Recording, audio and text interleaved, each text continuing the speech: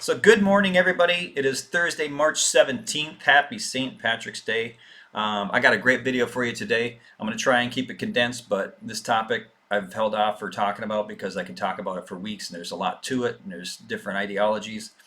And so the big things on the news today are inflation and oil. Obviously, they go hand in hand in my world. And so before I talk about any of this stuff, I want to say just that. We have different ideologies when it comes to how to move an economy, what drives an economy. There are PhDs in economics and, of course, professors at universities and whatever else that have all of these different opinions and viewpoints in regards to this stuff. And so that's what I want to really echo from the very beginning is this. It's all an ideology. It's all a theory.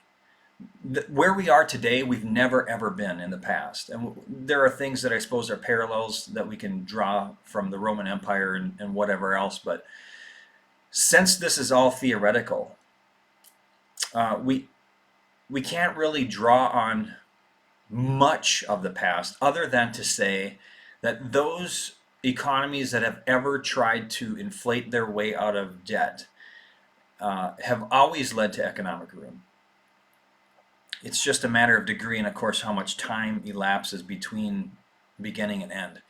So I want to start this by saying, this is a theory. This whole economy is a theory.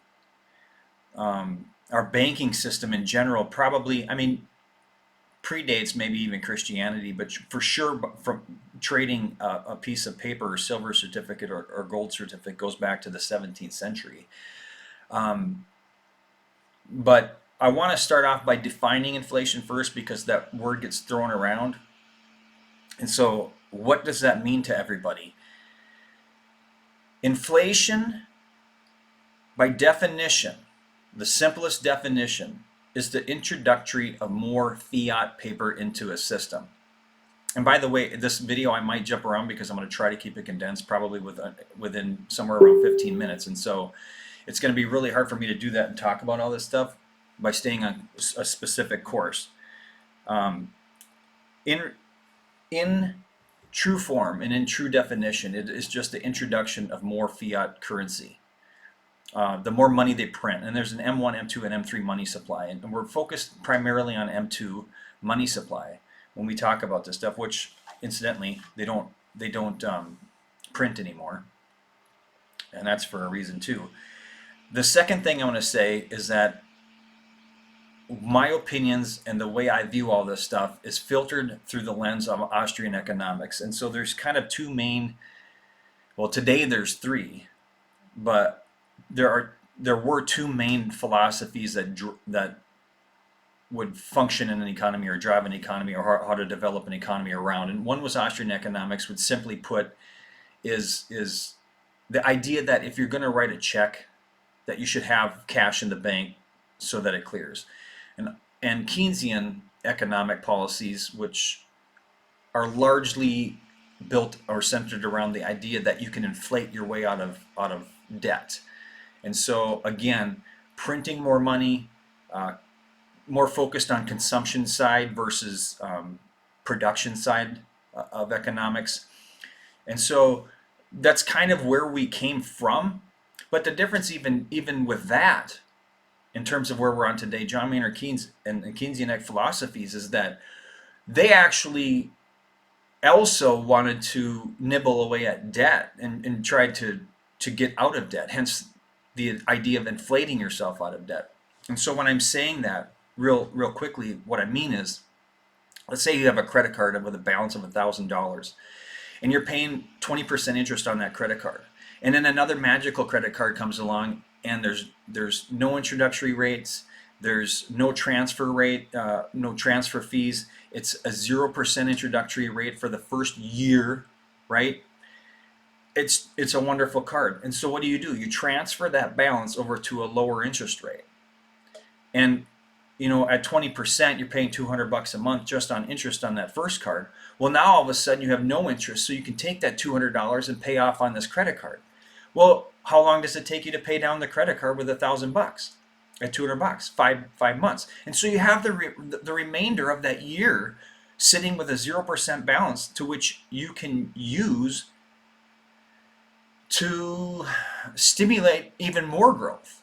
And that's the point of what Keynesians believed, and in short and in real simple terms, that's how they could do it.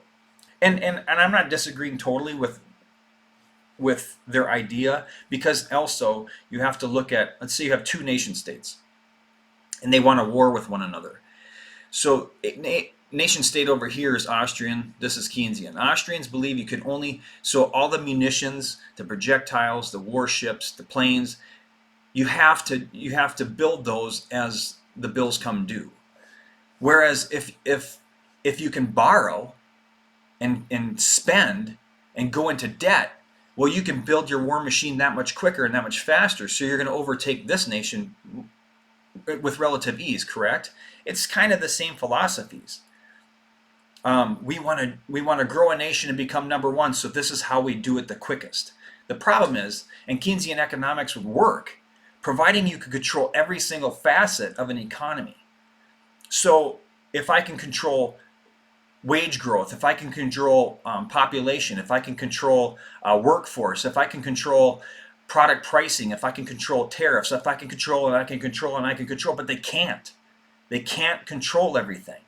And now we have geopolitical problems all over the world, which we've had for a very long time, starting to rise up and flare up, and then we get, whatever news you want to believe regarding whatever's going on.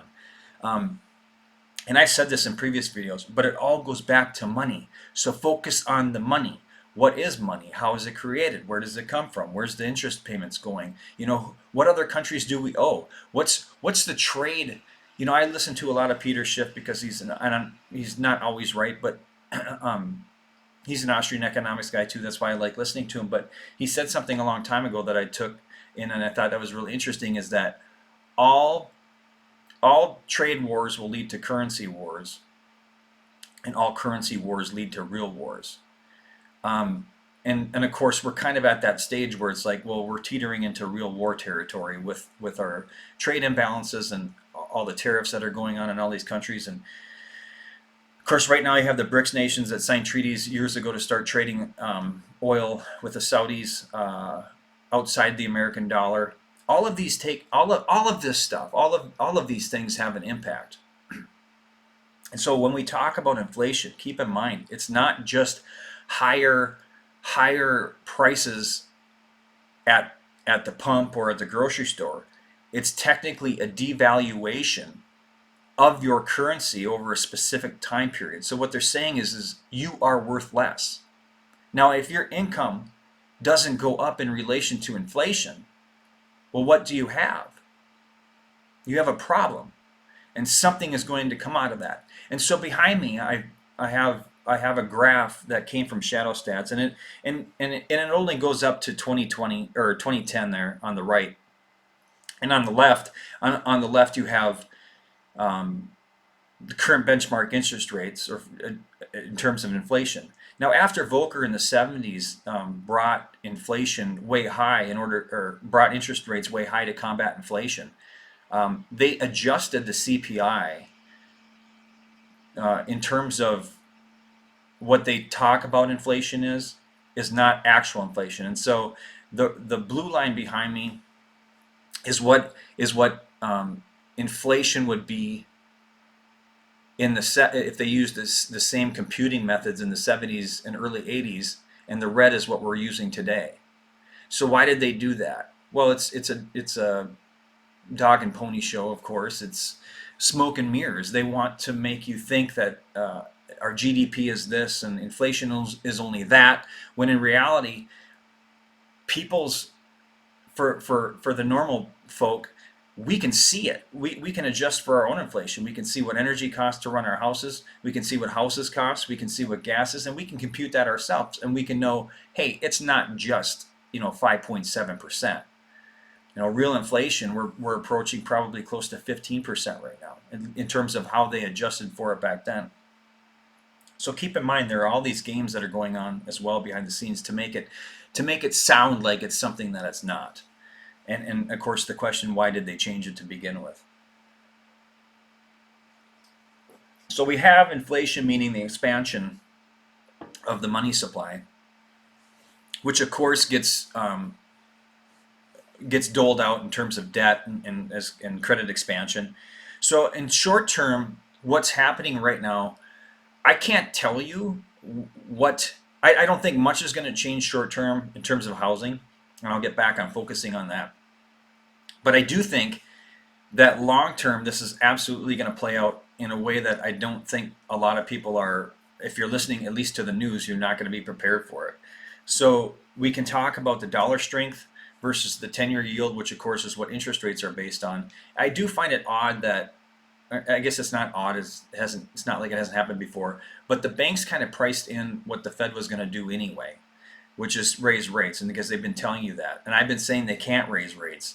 And by can't raise rates, I'm talking not a measly 25 basis points or 50 basis points. I'm talking 300-400 basis points. They keep talking like that they're going to raise rates to fight inflation. Folks, we have so much inflation, true inflation.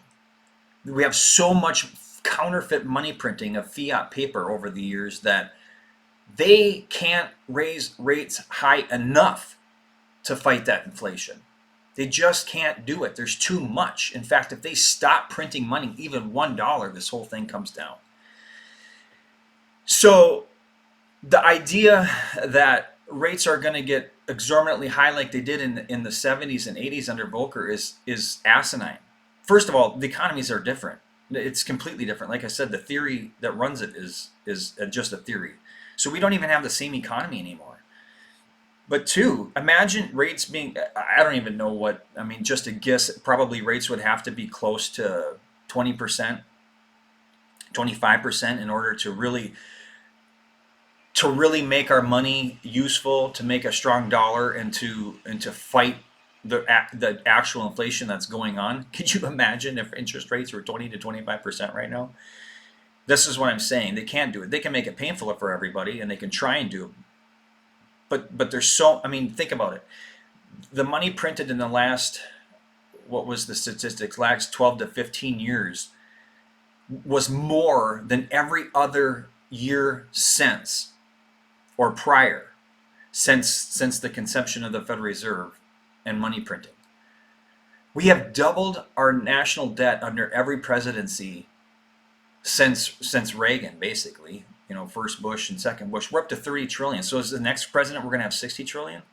I mean, think about it. Where do you all think this goes, other than the debasement and devaluation of the dollar? And so my question is, long term, getting on to long term, is, are we sitting at a new benchmark for inflation? And by that I mean, when you listen to your grandfather or grandmother talk about when they were kids, a Hershey bar was 5 cents, and the Hershey bars were bigger then than they are today. And that's all well and good because they only made $2.50 a day or whatever it might have been. And so adjusted for inflation, what exact are we sitting at a new benchmark? So is gas always going to be $3.50 to $4 a gallon? Is hamburger going to always be around $6-8 a pound? Is chicken going to be so much the current pound? I don't have an answer to that. I can say for sure that if they wanted to fix the problem that we're facing today, they could have done it in a multitude of ways many years ago. Many years ago. The last chance they had was 2008, but they decided to inflate, and you can call it quantitative easing too, of course. They decided to inflate, and pump that debt bubble up, pump those asset bubbles up. They could have done it, well, I guess they kind of did it in the 70s under Volcker, and they tried to do it, and it worked, but that's not going to work today. But they could have done it in so many different ways in so many different years prior. And so my viewpoint and my perception and opinion of this is that it's not about a strong dollar. It's not about, they say the tide raises all boats. We could have had that tide a long time ago if we really truly cared and wanted to do something. But there's all this other ancillary stuff out here that's affecting that, and of course gets to be used as an excuse. But in real terms, and kind of introducing something that's going on behind the scenes is that the petrodollar was introduced in the 70s, and the petrodollar is another name for the Federal Reserve note, or AKA the American dollar. And and we did this with Saudi Arabia under the pretense that we were going to protect them, which is why if you look at any skirmishes or what's happening, Saudi Arabia is one of the most abusive governments in the world, yet we're not over there installing democracy, right? It's also we seem to let the Saudi royals and the Saudi families do kind of whatever they want to do on a geopolitical sense. And even going back to 9/11, a lot of them were Saudis, and they somehow got flown out the same day. I mean, we are the economic driver in terms of currency because we're the reserve currency of the world. But that's changing, and it changed in 2019 when some of the BRICS nations in the East, so the Soviet Union, I should say Russia, China, India, and now Saudi Arabia is agreeing to trade oil in the yuan. There were other geopolitical things that were happening too. Of course, Saddam Hussein in March of 2001 started trading his oil in the euro. We couldn't have that. Muammar Gaddafi wanted to unite the North African countries under the gold standard. We couldn't have that.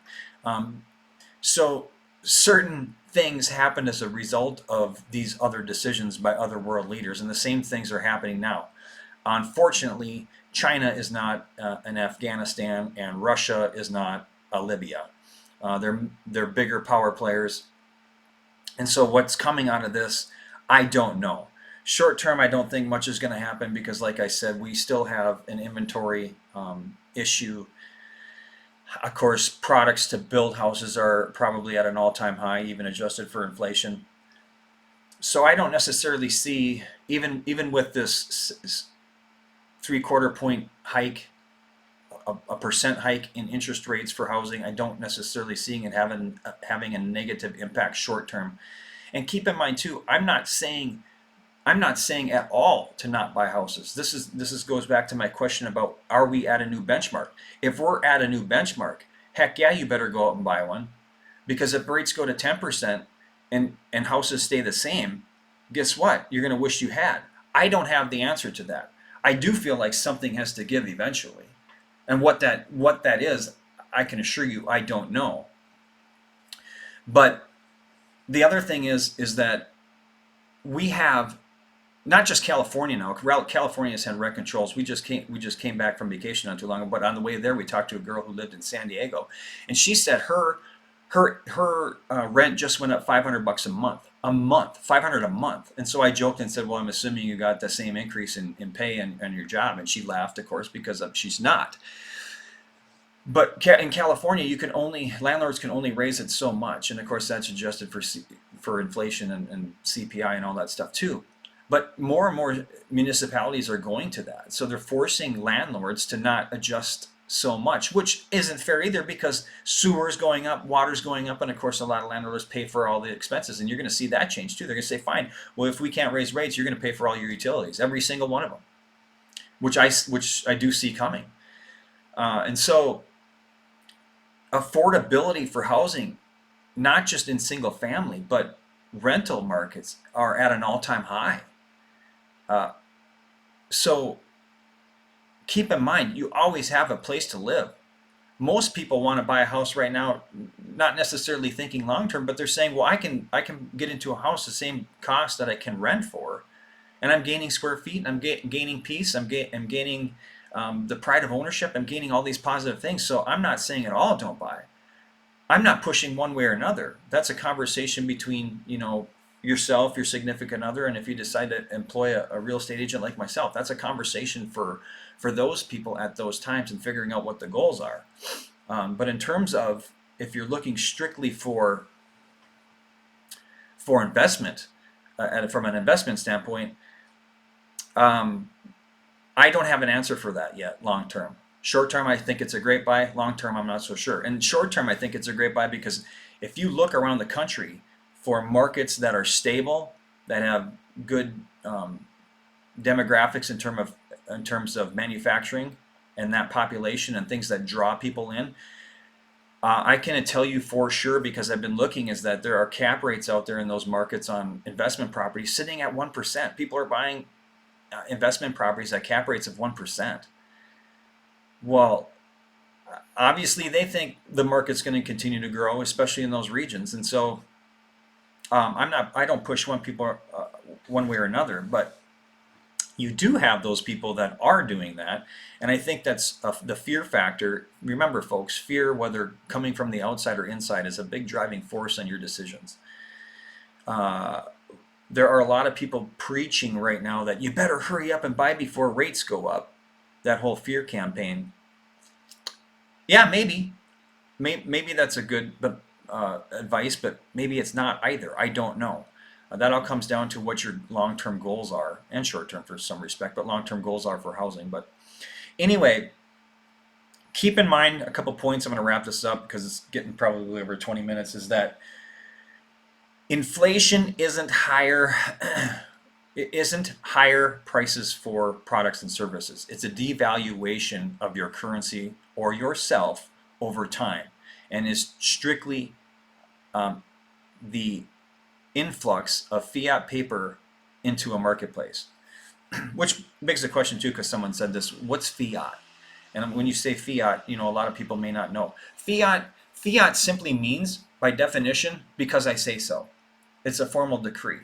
And so when I say fiat paper, I'm saying our paper is backed by nothing but the good faith and credit of the United States government. That's the only thing that backs our paper up. It's not gold, it's not silver. Well, technically, I guess you could look at it as being the petrodollar and oil. But that's an agreement, like I said, between Saudi and us, because we do produce a lot and whatever, but there is nothing backing up our paper. And those economies, we're lucky we have a printing press. We can counterfeit this all day long, and as long as we remain the dominant currency of the world, we're okay. If that changes, we're in trouble. And so things are going to happen to really strengthen our economy and our dollar, if that is the plan at all. But just remember, inflation is the devaluation of your time and the devaluation of a dollar over the specific time frame. And know too that there are all, like the chart behind me, there's ways to fluctuate that and to manipulate that in order to get the number that you want. But I hope this helps. If you have any questions, always reach out. I enjoy the comments. I enjoy the private messages. I enjoy the questions. And go out and make it a great day. Keep your heads on straight.